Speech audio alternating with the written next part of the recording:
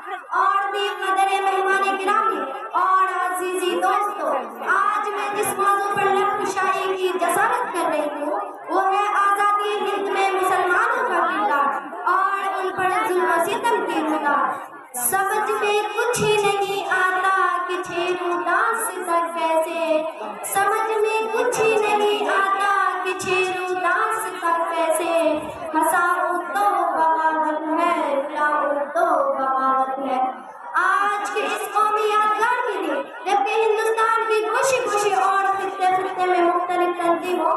اداروں، اسکولوں، کالجوں اور مدرسوں میں غیر معمولی دھوم دھام سے جمہوریت کا 74واں سالہ جشن منایا جا رہا ہے، غلام ہندوستان اور آزاد ہندوستان کی داستان سنائی جا رہی ہے، مجاہدین آزادی کو خراج عقیدت پیش کیا جا رہا ہے۔ ایسے وقت میں ہمیں بھی جب اسلام کی قربانیاں یاد آتی ہے تو ہاتھ خود بخود دعائیں مغفرت کے لیے اٹھ جاتے ہیں، اور دوسری طرف ہندوستانی مسلمانوں پر ظلم و ستم کی جو رودات چل رہی ہے اس کا تذکرہ جیسے ہی سامنے آتا ہے تو ان کے آنسو نکل پڑتے ہیں۔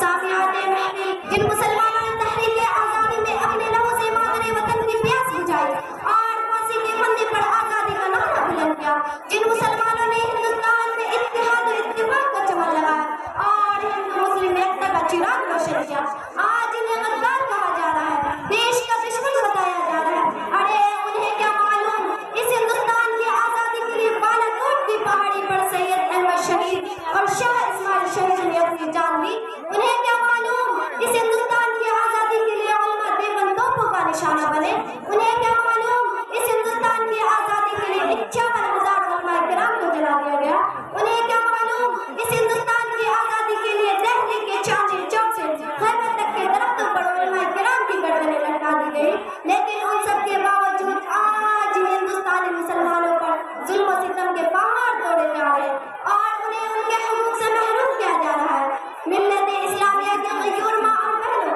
حد تو یہ ہے کہ یہ مٹھی بڑھ فرقہ پرست طاقت آج ہمارے دین کو ختم کرنے کی باتیں کر رہے ہیں، ہمیں ہندوستان سے نکالنے کی ناکام کوششیں کر رہے ہیں۔ ارے میں ان سے صاف صاف کہہ دینا چاہتی ہوں کہ ہندوستان کے چپے چپے میں مسلمان کی پیشانیوں کے نشانات ہیں، یہاں کے چپا چپا میں ہمارے قدموں کے چھاپ ہے۔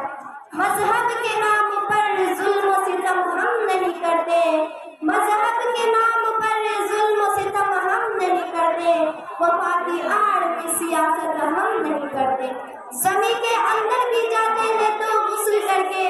زمین کے اندر بھی جاتے ہیں تو غسل کر کے، وطن کی مٹی کو ناپاک ہم نہیں کرتے۔ غلط الزام ہے ہم پر کے ہم وفاداری نہیں کرتے، غلط الزام ہے ہم پر کے ہم وفاداری نہیں کرتے، محبت بانٹتے ہیں اداکاری ہم نہیں کرتے۔ بڑا جب وقت آتا ہے وطن پر اے وطن والوں، بڑا جب وقت آتا ہے وطن پر اے وطن والوں، ہم اپنی جان دے دیتے ہیں غداری ہم نہیں کرتے۔ سامعین، یہ ناقابل انکار حقیقت ہے کہ ہندوستان کو آزادی سے مسلمانوں